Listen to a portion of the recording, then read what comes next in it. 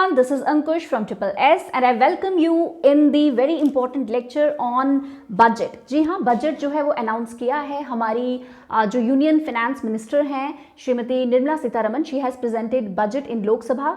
ठीक है, इनफैक्ट कल ही ये जो बजट है ये आया है लोकसभा में, ये प्रेजेंट किया है निर्मला सीतारमण जी ने. तो इस बजट के क्या हाइलाइट्स रहे, क्या की पॉइंट्स रहे, ये हम डिस्कस करेंगे.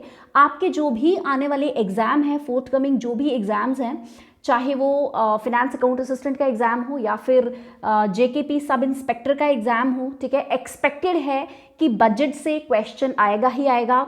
जो बजट है ये आपकी इकोनॉमी का भी पार्ट बन जाता है, ठीक है, और ये आपकी करंट अफेयर्स का भी पार्ट बन जाता है. और वैसे बजट तो आप अकाउंट्स में भी पढ़ते ही हैं, ठीक है. तो क्या होता है बजट? बजट को हम एनुअल फाइनेंशियल स्टेटमेंट भी कहते हैं, ठीक है. फिनेंस मिनिस्ट्री तो उसको रिलीज करती ही है. It is release by department of economic affairs, जो कि फिनेंस मिनिस्टर के अंदर आता है, ठीक है. तो चलिए डिस्कस करते हैं कि क्या की पॉइंट्स हैं. ये जो पीडीएफ है ये directly ministry of finance budget division से ही ये जो है मैंने ली है. तो देखते हैं इसमें क्या है हमारे बजट में. Okay, alright. तो देखिए, अगर मैं बजट की बात करूं तो गोल ऑफ अमृत काल जो है इसको कहा गया है. डायरेक्ट एमसीक्यू इस पे पूछा जा सकता है कि मतलब इट शुड बी, इस तरीके से एमसीक्यू पूछा जा सकता है कि गोल क्या है यूनियन बजट का, ठीक है. गोल जो अभी यूनियन बजट जो है, ठीक है, उसके पूछा डायरेक्ट जा सकता है कि किस पे बेस्ड है वो, राइट. तो आपको बड़े सारे ऑप्शंस मिलेंगे, ठीक है, 4 ऑप्शंस यू विल गेट. तो उसमें से अमृतकाल कैन बी द आंसर, ठीक है. तो अमृतकाल जो है ये आपने याद रखना है कि इसको अमृतकाल कहा गया है. अब अमृतकाल किसको कहा गया है, हम ऐसे डिस्कस करते रहते हैं ना, 75 ईयर्स ऑफ इंडिपेंडेंस. तो ये जो हमारे 75 ईयर्स ऑफ इंडिपेंडेंस को अब हम लेके जा रहे हैं 100 ईयर्स ऑफ इंडिपेंडेंस तक, ठीक है. तो जो 75 ईयर्स से लेके 100 ईयर्स का जो टाइम पीरियड है उसको कहा गया है अमृतकाल. तो बेसिकली अमृतकाल का मतलब होता है जहां पे हमें बहुत अच्छी अपॉर्चुनिटीज मिले, ठीक है. अमृत का मतलब तो आप सब समझते ही है ना, काल का मतलब होता है टाइम, ठीक है.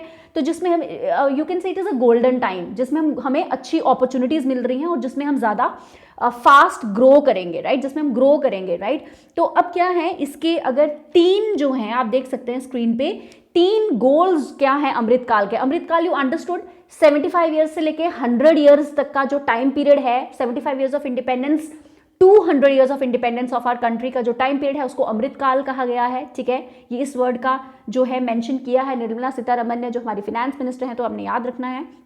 Okay, now what are the goals of Amritkal? We have 3 goals, very important. The first one is growth and inclusive welfare. अभी हम आगे पढ़ेंगे इसमें क्या है, growth और inclusive welfare में क्या है.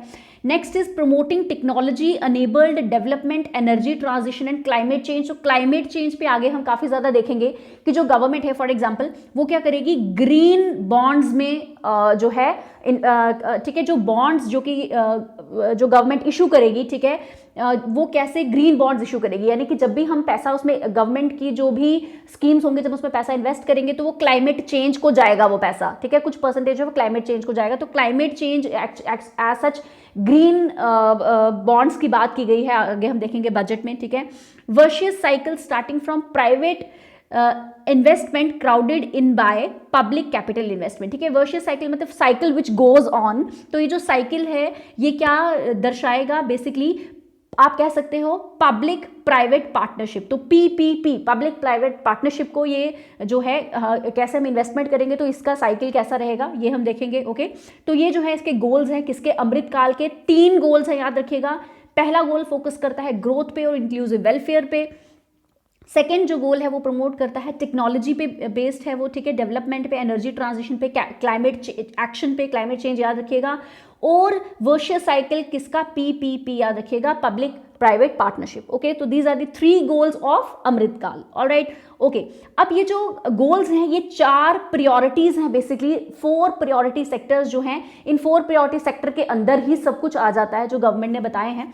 So the first is PM Gati Shakti, the second is inclusive development and the third is productivity enhancement and investment sunrise opportunities, energy transition and climate action, and the fourth one is invest in financing of investments. ठीक है, तो ये 4 priorities sectors हैं, ये चारों आपने याद रखने हैं. अगेन 4 priorities हमें एग्जाम में MCQ में पूछा जा सकता है.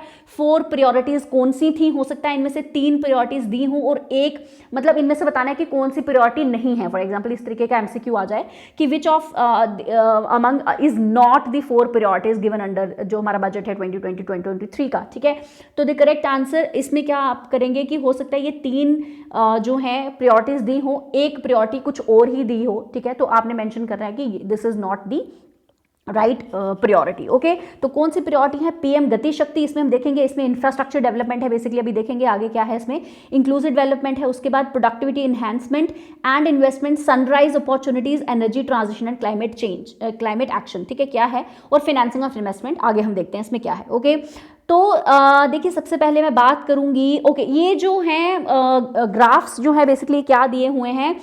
फॉर एग्जांपल इस ग्राफ में कोविड-19 वैक्सीन्स के बारे में बात की गई है कि क्या जो है अगर हम बात करें कि जो एडल्ट्स हैं, एडल्ट पॉपुलेशन जो है उनकी ऑलमोस्ट 93% पॉपुलेशन जो है वो वैक्सीनेटेड है कोविड-19 से. और अगर हम ठीक है अगर हम बात करें कि percentage of adult population with second dose, अच्छा ये बात है फर्स्ट डोज की और ये बात है सेकेंड डोज की. फर्स्ट डोज जो है ऑलमोस्ट 93% ऑफ एडल्ट पॉपुलेशन यानी 18+ ईयर्स की जो पॉपुलेशन है तो 93% जो है वैक्सीनेटेड है और 69.8% जो है सेकेंड डोज से वैक्सीनेटेड है. ओके, ऑलराइट, अगर हम ये देखें, ये वाला ग्राफ देखते हैं तो इसमें डेफिसिट के ट्रेंड्स हमें पता चलते हैं. ओके, तो मेन इंपॉर्टेंट इसमें रहता है हमारा फिस्कल डेफिसिट. तो फिस्कल डेफिसिट हम देखेंगे ऑरेंज लाइन से दिया हुआ है, ये रहा फिस्कल डेफिसिट हमारा. ठीक है, तो फिस्कल डेफिसिट अगर मैं बात करूं तो fiscal deficit you can see on the screen. One second, I do like this. तो फिस्कल डेफिसिट अगर मैं देखती हूं तो if I talk about year 2021 की अगर मैं ट्रेंड की बात करूं तो आप देख सकते हो कि फिस्कल डेफिसिट बहुत ज़्यादा है और ये इसलिए ज़्यादा बढ़ गया था क्योंकि कोविड की वेव चल रही थी इस टाइम पे. 2020-21 में कंप्लीट लॉकडाउन था हमारी कंट्री में, फर्स्ट वेव ऑफ कोविड थी. ठीक है, तो हम देख सकते हैं कि फिस्कल डेफिसिट 9.2 चला गया था. कितना ज़्यादा फिस्कल डेफिसिट चला गया था. ठीक है, अगर 2021-22 की बात करें मतलब प्रेजेंट ईयर, देखो हमारा जो प्रेजेंट जो फिस्कल ईयर है दैट इज वो 31 मार्च तक चलेगा. अभी जो हमारा बजट है वो 2021-2022 वाला चल रहा है जो 31 मार्च तक चलेगा. ठीक है, 31 मार्च ऑनवर्ड्स जो है यानी 1 अप्रैल ऑनवर्ड्स जो है हमारा 2022-2023 का बजट चलेगा जो अभी प्रेजेंट किया है, जो कल प्रेजेंट हुआ है. ठीक है, ओके, तो जो हमारा प्रेजेंट जो बजट है यानी 2021-2022 जो हमारा प्रेजेंट फिस्कल ईयर है जो हमारा, उसमें अगर हम देख सकते हैं फिस्कल डेफिसिट कितना है, 6.9 है. ठीक है, और जो 2022-23 यानी अभी जो आने वाला है जो हमारा जो बजट जो अभी प्रेजेंट हुआ है, ठीक है, जो आएगा जो 1 अप्रैल से मतलब आप कह सकते हो लागू होगा. ठीक है, उसका जो फिस्कल डेफिसिट है आप देख सकते हैं दैट इज 6.4. कितना है, 6.4. और ये हम जो फिस्कल डेफिसिट है ये हम परसेंटेज ऑफ जीडीपी में कैलकुलेट करते हैं. ओके, तो it is 6.4% of GDP, you can see here. ठीक है, वाई एक्सिस पे हमारे पास परसेंटेज ऑफ जीडीपी है. तो अभी आप कह सकते हो जो फिस्कल डेफिसिट है जो एस्टिमेटेड है जो अभी आने वाले ईयर में, ठीक है, 2022-2023 जो हमारा बजट रहेगा उसमें 6.4% एस्टिमेटेड है हमारा फिस्कल डेफिसिट. और प्रेजेंटली कितना है, प्रेजेंट है 6.9% ऑफ जीडीपी जो ये है. ठीक है, now what is this fiscal deficit? Basically fiscal deficit होता है कि हम कितना हमने खर्च किया और कितना हमें रेवेन्यू आया. ठीक है, उसके बीच का जो डिफरेंस होता है वो फिस्कल डेफिसिट कहलाता है. और गवर्नमेंट जो है यही ट्राई करती है कि हमारा फिस्कल डेफिसिट हमेशा कम हो. जितना फिस्कल डेफिसिट कम होगा, लेकिन ऐसा होता है कि हम बोरोइंग्स करते हैं अपना खर्चा चलाने के लिए. होता क्या है कि खर्चा हमेशा ज्यादा होता है देन रिसिप्ट्स. हम हमेशा जो हमारा एक्सपेंडिचर है दैट विल ऑलवेज वो हमेशा ज्यादा ही होता है दैन जो हम रिसीव करते हैं. ठीक है, क्योंकि बहुत से खर्चे होते हैं. We have capital expenditure, we have revenue expenditure. अभी आगे जाके ये भी बताती हूँ आपको सब कैपिटल रेवेन्यू एक्सपेंडिचर. मैंने ऑलरेडी वैसे इकोनॉमिक्स के लेक्चर्स में ये बता रखा है but I will repeat here again. ठीक है, और उसके बदले जो हमारा जो रिसीट है वो हमेशा कम रहती है. तो इनका जो डिफरेंस है that is the fiscal deficit. तो वो डेफिसिट क्रिएट होता है उससे. ठीक है, येस, बट गवर्नमेंट को ये डेफिसिट कवर करने के लिए कई बार फिर से बोरो करना पड़ता है, लोन्स उठाने पड़ते हैं. ठीक है, तो वो जो हम बोरोइंग करते हैं तो उससे जो हमारा डेफिसिट है वो और ज्यादा क्रिएट होता है. ठीक है, तो चलिए विल सी दैट. अभी आपने फिलहाल ये याद रखना है कि एस्टिमेटेड जो आने वाले जो 2022-23 का जो हमारा डेफिसिट है दैट इज 6.4 और at present which is 2021-2022 that is 6.9% of GDP. ठीक है, ऑलराइट. देखिए ये मेरे हमारे जो राइट हैंड साइड पे आप देख सकते हो कि ये इन्फ्लेशन का जो है, इन्फ्लेशन का ग्राफ है, डब्ल्यूपीआई इन्फ्लेशन और CPI, that is consumer price index, ठीक है। तो ये क्या रहा, अगर मैं, ये होलसेल प्राइस इंडेक्स है और कंज्यूमर प्राइस इंडेक्स है, ये आप देख सकते हैं, ठीक है। तो अगर मैं सीपीआई की बात करूं, that is consumer price index, जो येलो लाइन में आपको दिख रहा है, ठीक है, ये 5% के लगभग रहा। लेकिन अगर मैं डब्ल्यूपीआई की बात करूं तो दैट इज, वो आप देख सकते हो कि 15%, 10 to 15% के बीच में जो है ये डब्ल्यूपीआई इन्फ्लेशन रेट जो है ये रही, ठीक है। Okay, now this is quarterly capital expenditure, ठीक है, कोई इतना इंपॉर्टेंट ये नहीं है क्वार्टरली एक्सपेंडिचर। अगर हम देख सकते हैं कि अगर मैं 2021 की बात करूं, खैर थर्ड क्वार्टर की बात करूं, तो ये थोड़ा इंक्रीज हो रहा था, उसके बाद फिर ये डिक्लाइन होना शुरू हो गया and then it's again started increasing. और कैपिटल एक्सपेंडिचर में एक्चुअली क्या होता है, capital, which is a good sign, capital expenditure यहाँ इंक्रीज हो रहा था, गुड साइन। देखिए व्हाट इज कैपिटल एक्सपेंडिचर, थोड़ा सा यहाँ पे बता देती हूँ।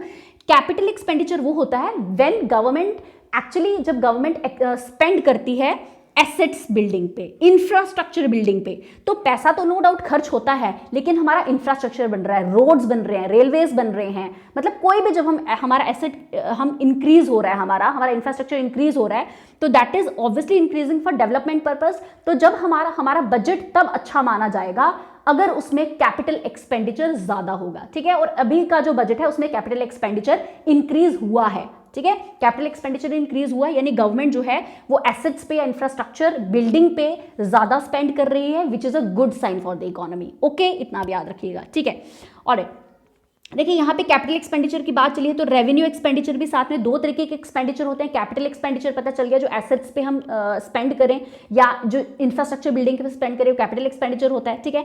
रेवेन्यू एक्सपेंडिचर होता है कि जब हम उन चीजों पे स्पेंड कर रहे हैं जिसका हमें रिटर्न कुछ नहीं मिलेगा। For example, we are spending upon salaries, जैसे गवर्नमेंट इंप्लॉयज की सैलरीज देनी है, या पेंशन देनी है, या ग्रांट्स देनी है। तो ग्रांट्स ऐसी चीज है, ग्रांट्स और लोन्स में ये फर्क है, लोन्स पे आपको इंटरेस्ट मिलेगा अगर आप दोगे, तो ग्रांट्स पे आपको कोई इंटरेस्ट नहीं मिलेगा। ये एक टाइप की एड होती है, एक टाइप की हेल्प होती है जो सेंट्रल गवर्नमेंट करेगी किसी को भी, स्टेट गवर्नमेंट को भी कर सकती है in case of flood, famine, anything, ठीक है। जैसे कोविड अभी चल रहा है, ठीक है, एपिडेमिक, तो उस केस में अगर गवर्नमेंट जो है वो ग्रांट देती है, एड्स देती है, तो उसमें उसको कोई इंटरेस्ट नहीं मिलेगा। तो that is our revenue expenditure. Okay, तो चलिए आगे और डिस्कस करेंगे इसको। ओके, ऑलराइट, ये इतना इंपॉर्टेंट नहीं है, इसको अभी मैं बाद में बताती हूँ आपको। तो पहले ये पीएम गति शक्ति डिस्कस करते हैं। देखिए पीएम गति शक्ति क्या था, मैंने ऊपर बताया था आपको कि 4 प्रायोरिटीज हैं पीएम गति शक्ति, इंक्लूसिव डेवलपमेंट, ठीक है, प्रोडक्टिविटी एनहांसमेंट एंड इन्वेस्टमेंट, ठीक है, सनराइज अपॉर्चुनिटीज, और ये फाइनेंसिंग ऑफ इन्वेस्टमेंट। तो अभी हम डिस्कस करेंगे पीएम गति शक्ति। पीएम गति शक्ति very very important, infrastructure wise है ये, तो इसको देख लेते हैं कि इसके हाईलाइट्स क्या हैं। देखिए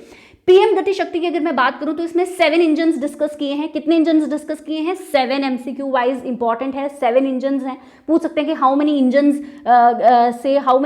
engine are being driven in Gati Shakti, ठीक है। तो इसमें क्या है, रोड्स हैं, रेलवेज हैं, एयरपोर्ट्स हैं, पोर्ट्स हैं, मास ट्रांसपोर्ट हैं, वाटरवेज हैं, लॉजिस्टिक इंफ्रास्ट्रक्चर है। Okay, alright, national master plan aimed at world class modern infrastructure and logistic synergy, आपने याद रखना है, ठीक है।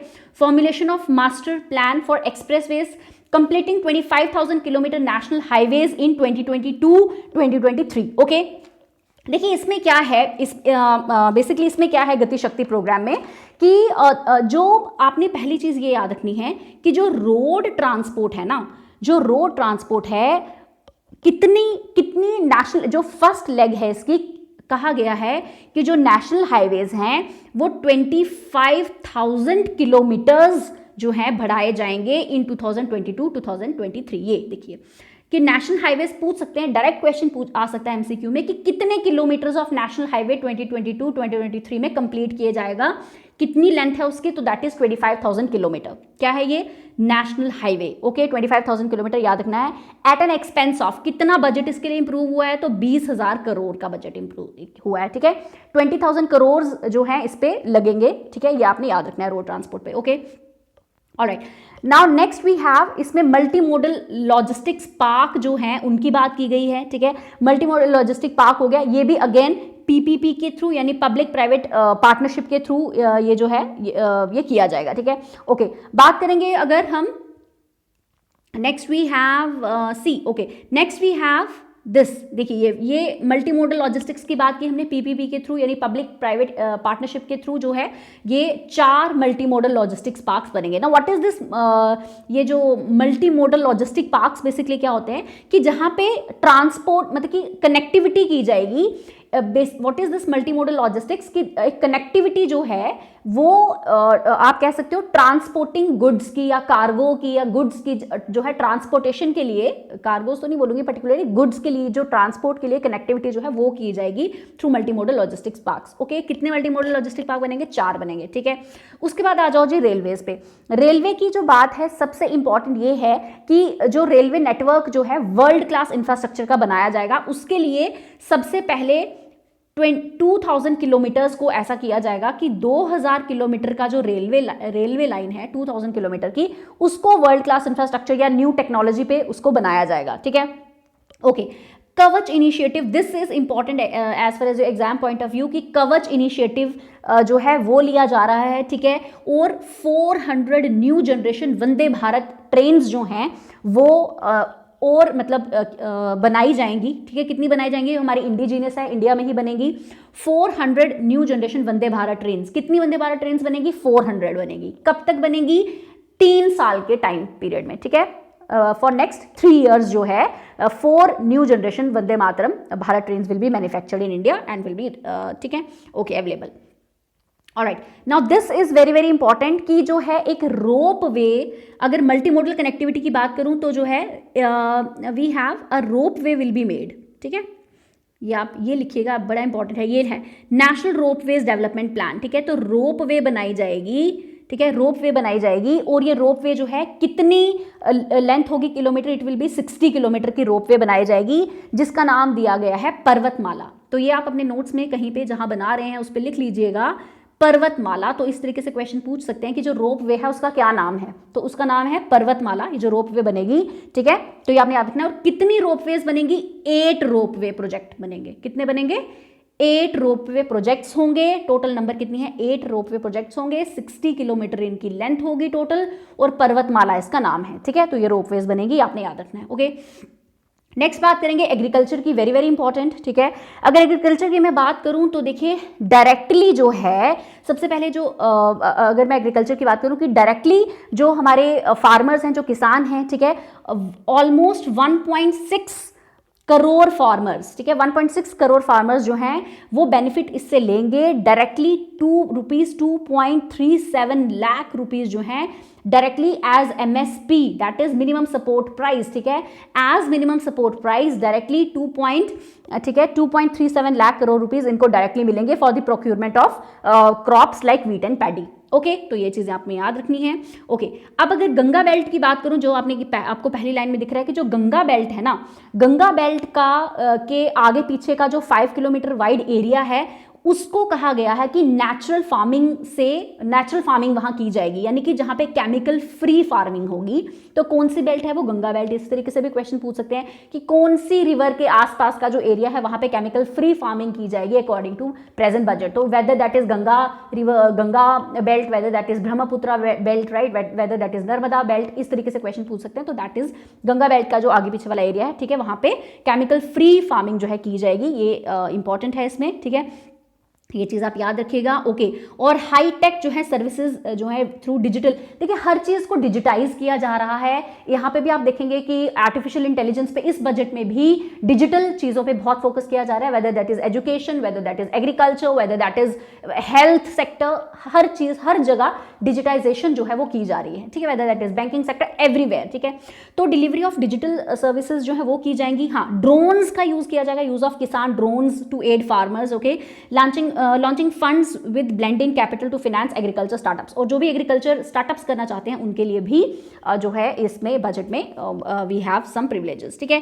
तो ये चीज़ें आपने याद रखनी है। ओके, अगर देखिए एक और इंपॉर्टेंट चीज़ है इसमें कि इंप्लीमेंटेशन ऑफ केन बेटवा लिंक प्रोजेक्ट, ठीक है। केन बेटवा जो है, जो रिवर्स है MP और UP की, तो उन पे जो है प्रोजेक्ट जो है वो बनाया जाएगा, जिससे बेनिफिट होंगे almost 9 lakh hectare of farm land जो है वो उससे बेनिफिट होगा, इरिगेशन मिलेगी और ड्रिंकिंग वाटर मिलेगा to 62 lakh people generating 130 megawatt of power. तो it is a multiple you can say multipurpose project बनेगा, ठीक है, जिसमें जो है इतने हेक्टेयर ऑफ लैंड जो है 9 लाख हेक्टेयर ऑफ लैंड को फायदा होगा, ड्रिंकिंग वाटर भी मिलेगा टू 62 लाख पीपल, ठीक है, और 130 मेगावाट की पावर भी जनरेट होगी, ठीक है। तो ये जो है केन बेटवा लिंक आपने याद रखना है, ये भी इंपॉर्टेंट पॉइंट है as far as our agriculture is concern. और 5 मोर सच प्रोजेक्ट्स जो है that will be under implementation according to this present budget, ठीक है।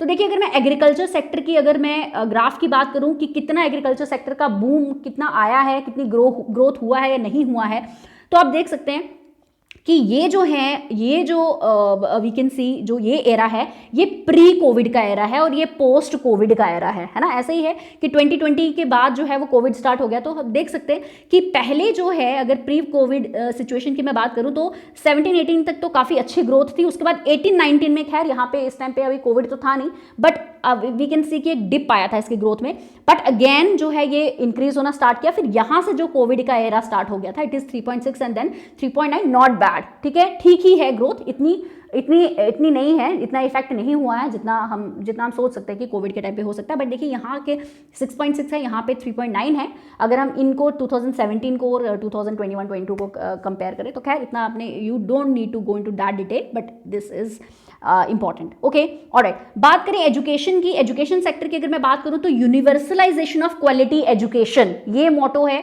ठीक है, इस पे फोकस किया गया है यूनिवर्सलाइजेशन ऑफ क्वालिटी एजुकेशन पे। तो क्या है, 1 क्लास 1 टीवी चैनल प्रोग्राम जो है वो स्टार्ट किया गया, जिसको पहले क्या था 1 क्लास 1 टीवी चैनल प्रोग्राम जो है उसको एक्सटेंड किया गया है टू 200 टीवी चैनल्स। कितने टीवी चैनल बनाने हैं ऐसे?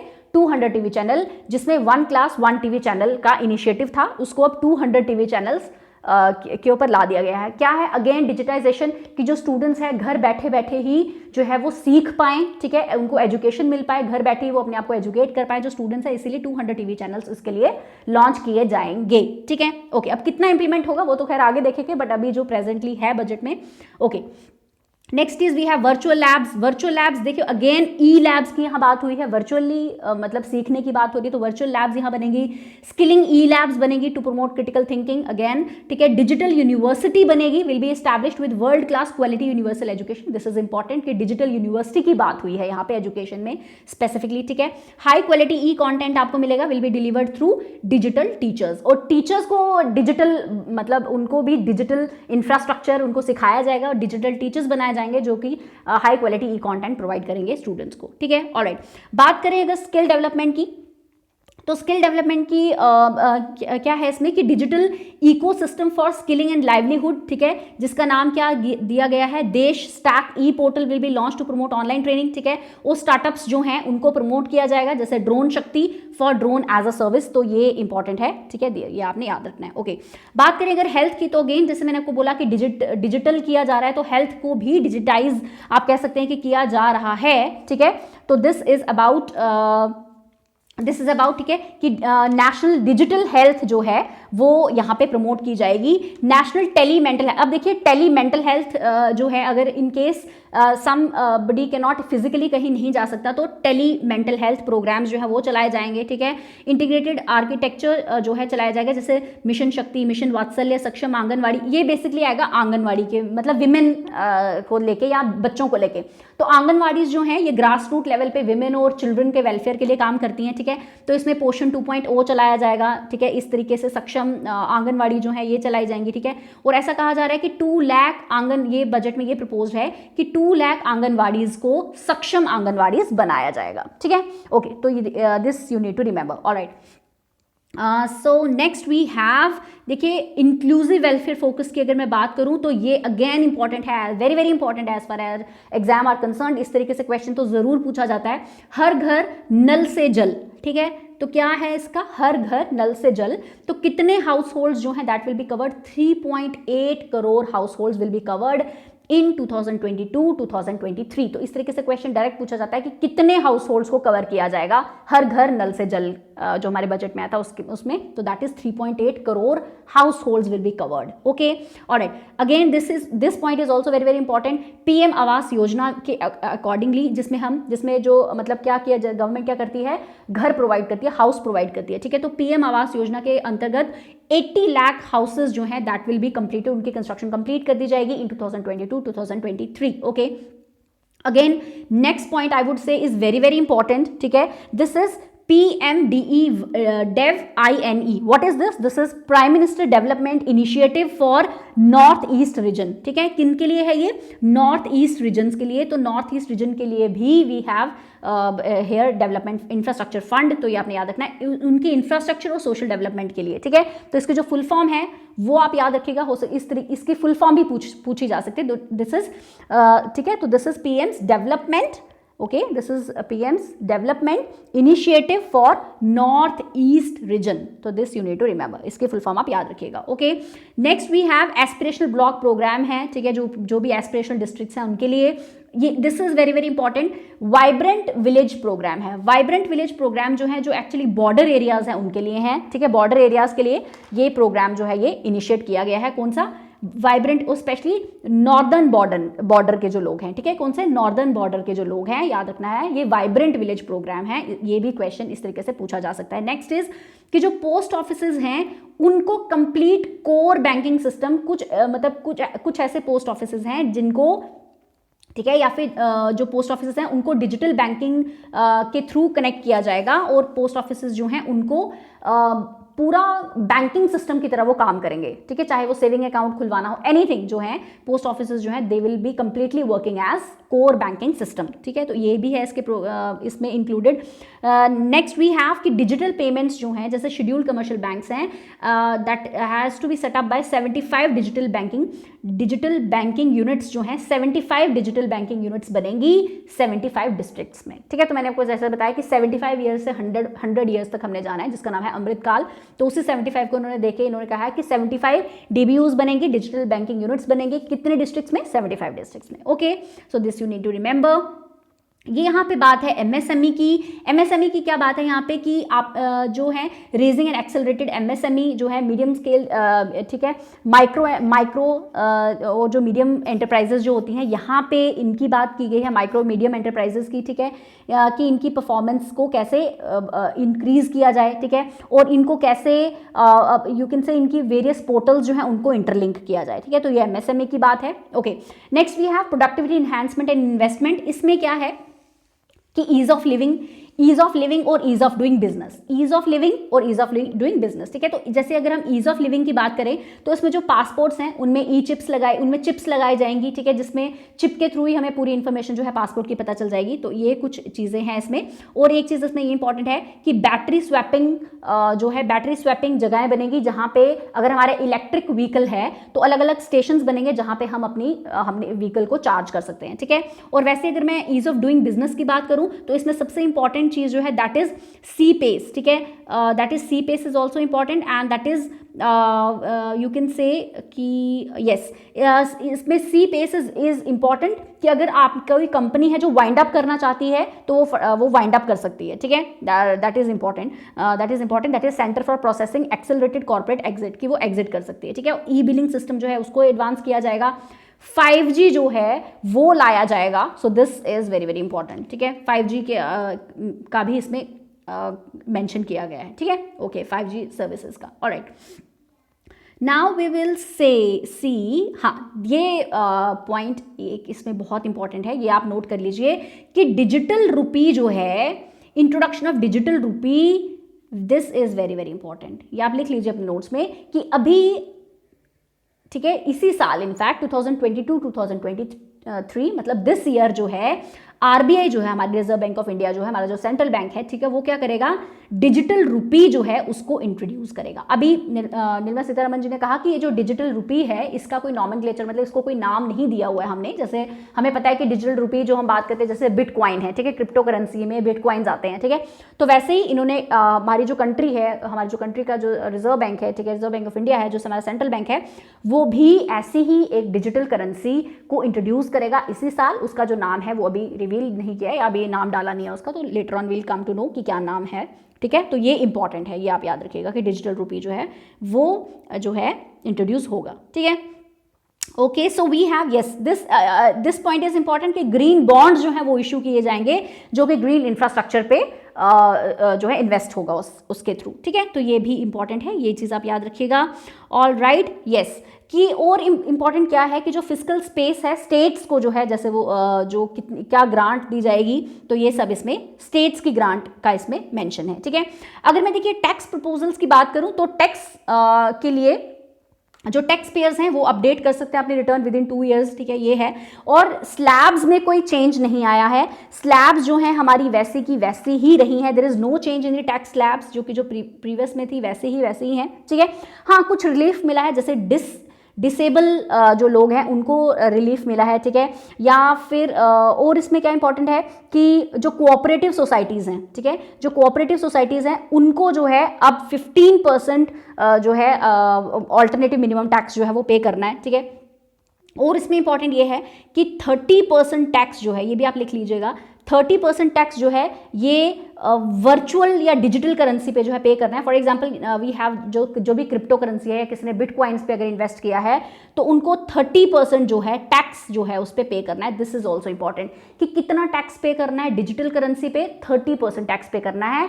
अगर लॉस में भी है वो बंदा, उसको फिर भी लॉस में है फिर भी वो पे करना है, ठीक है। जैसे इन केस ऑफ शेयर्स के केस में क्या होता है कि अगर लॉस भी है तो हम जो हमारा लॉस होता है वो नेक्स्ट ईयर पे शिफ्ट हो जाता है, लेकिन बिटकॉइन या मतलब क्रिप्टो करेंसी या डिजिटल करेंसी के केस में ऐसा नहीं है। If you are into the loss तो तब भी जो है टैक्स पे करना है, विच इज 30%, ठीक है, ऑफ डिजिटल करेंसी। तो ये चीज़ आपको याद रखनी है। ओके, जो LTCG सरचार्ज है वो 15% कर दिया गया है, ठीक है, which is long term capital gains. Long term capital gains कोई भी हमारी जैसे प्रॉपर्टी हो सकती है, हमारा गोल्ड हो सकता है, ठीक है, कोई भी जो हमारे long term capital gains basically जो 1 ईयर अबव जो भी ठीक है लिक्विडेट जो नहीं हो पाए, that is we have long term capital gains, उनका जो सरचार्ज है वो 15% कर दिया गया है। पहले 15% to 30% होता था, अब वो दैट इज 50% ओनली नाउ, ठीक है। तो ये चीज़ें कुछ इंपॉर्टेंट है इसमें, ये आप याद रखिएगा। ओके, ऑलराइट, तो नेक्स्ट वी हैव, तो this is all we have. तो देखिए ये जो हैं ये revenue expenditure,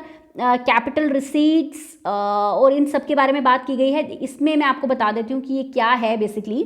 so see we have actually ये कुछ मेन हाइलाइट्स थे जो मैं ऑलरेडी आपके साथ डिस्कस कर चुकी हूँ। क्या है इसमें, हाँ, डिफेंस का मैं आपको बता देती हूँ, ये भी इंपॉर्टेंट है। डिफेंस सेक्टर का मैं आपको बता देती हूँ कि डिफेंस सेक्टर में का ये इंपॉर्टेंट है कि पहले क्या होता था कि जो हमारी एक्चुअली क्या है डिफेंस में क्या हम करते हैं, हमारा ना इंपोर्ट बहुत ज़्यादा हो जाता है। डिफेंस इक्विपमेंट्स जो है इंपोर्ट बहुत ज़्यादा करते हैं, बाहर से हम बहुत ज़्यादा आता है हमारी कंट्री में, ठीक है, जिसकी वजह से हमारा जो एक्सपेंडिचर है वो बहुत ज़्यादा इंक्रीज हो जाता है।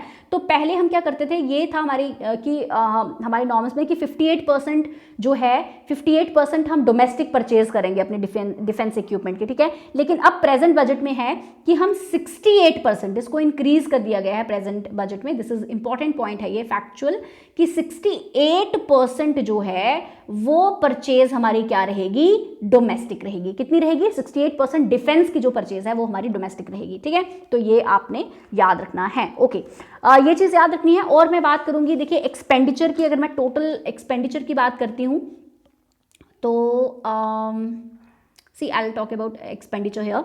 तो अगर मैं एक्सपेंडिचर की बात करूँ, देखिए क्या है कि हमारा जो कैपिटल देखिए पहले मैं आपको ये बता देती हूँ कि we have capital and I need some space, रुकिए मैं आपको बताती हूँ। Okay, see alright, I will explain here. देखिए कैपिटल है और रेवेन्यू है, ठीक है, कैपिटल है रेवेन्यू है। कैपिटल जो है इसमें भी वी हैव एक्सपेंडिचर, कैपिटल या तो कैपिटल एक्सपेंडिचर होगा, ठीक है, या तो कैपिटल रिसीट होगा। रेवेन्यू में भी या तो कैपिटल एक्सपेंडिचर होगा या तो कैपिटल रिसीट होगा, ठीक है। कैपिटल एक्सपेंडिचर इज कि मैंने आपको पहले ही बता दिया इसमें कि कैपिटल का मतलब जो हम एसेट्स पे, इंफ्रास्ट्रक्चर पे, डेवलपमेंट पर्पस के लिए जब हम स्पेंड करते हैं। रेवेन्यू एक्सपेंडिचर इज जैसे कि हम सैलरीज पे कर रहे हैं, पेंशन पे कर रहे हैं, ग्रांट्स पे कर रहे हैं, ठीक है, तो वो किस में आ जाती है, रेवेन्यू में। ओके, नाउ कैपिटल एक्सपेंडिचर समझ आ गया, रेवेन्यू एक्सपेंडिचर समझ आ गया, ठीक है। अब कैपिटल रिसीट्स में क्या आएगा? कैपिटल रिसीट्स में आता है टैक्स, बेसिकली जो भी हमारा टैक्सेबल, जो हम टैक्सेस के थ्रू, जैसे पर्सनल टैक्स हो गया, ठीक है, जो पे होता है, जीएसटी हो गया, ये सारा किस में आ जाएगा? आपका रेवेन्यू रिसीट्स में, ठीक है। कैपिटल रिसीट्स में आ गया जो हमारे लॉन्ग टर्म, जैसे लोन्स वगैरह पे जो हमें इंटरेस्ट मिलता है, वो सारा किस में आएगा? कैपिटल रिसीट्स में आएगा, ठीक है। ये आपको पता चल गया। अब इस बजट में क्या है कि जो हमारा कैपिटल एक्सपेंडिचर है दैट इज 7.5 लाख करोड़, ठीक है। कितना कैपिटल एक्सपेंडिचर है? 7.5 लाख करोड़ का क्या है? कैपिटल एक्सपेंडिचर है, ठीक है। और रेवेन्यू जो एक्सपेंडिचर है हमारा, रेवेन्यू एक्सपेंडिचर कितना है? रेवेन्यू एक्सपेंडिचर है 31.9, ऑलमोस्ट आप कह लीजिए 31.9 करोड़, ठीक है। लाख करोड़ जो है ये हमारा रेवेन्यू एक्सपेंडिचर है, ठीक है। तो टोटल एक्सपेंडिचर कितना हो गया? 7.5 लाख करोड़ हमारा कैपिटल एक्सपेंडिचर है, 31.94 लाख करोड़ जो है हमारा क्या है? रेवेन्यू एक्सपेंडिचर है, ठीक है। This is capital expenditure, this is revenue expenditure, okay. तो आप देख सकते हैं कि हम रेवेन्यू एक्सपेंडिचर हमारा कितना ज़्यादा हो जाता है, बट इंपॉर्टेंट है, ठीक है, वी हैव टू डू। तो ये जो है टोटल, यानी कि जो हमारा टोटल एक्सपेंडिचर है ना, वो हमारा कोई लगभग 39.4, आप कह सकते हो लगभग 39.4 लाख करोड़ जो है हमारा टोटल एक्सपेंडिचर होगा, ठीक है। तो उसके बाद हम देखेंगे कि हमारा कितना एक्सपेंडिचर बनता है, okay. So this is about our total expenditure की अगर मैं बात करूं, ठीक है। फिजिकल डेफिसिट मैंने आपको बता दिया था कि 6.4% ऑफ जीडीपी जो है वो होने वाला है, राइट। तो दिस इज, और अगर मैं रिसीट्स की बात करूं कि कितने हम एस्टिमेटेड रिसीट है कि हमें कितना हमें रिसीव हो सकता है, तो that is 22.84 lakh crore rupees, ठीक है। इतना है कि हमें शायद रिसीट जो है वो इतना एस्टिमेटेड है, okay. So this is all about our budget, ठीक है, कि ये जो था हमारे बजट में ये इंपॉर्टेंट रहा। सो ये जो PDF है ये आपके साथ शेयर हो जाएगी, ठीक है, और you can download it also. तो this is all about budget. अच्छे से इसको रिवाइज कर लीजिएगा, काफ़ी इंपॉर्टेंट है आपके एग्जाम पॉइंट ऑफ व्यू से, इसके काफ़ी MCQs जो हैं ये एग्जाम में पूछे जा सकते हैं, ओके।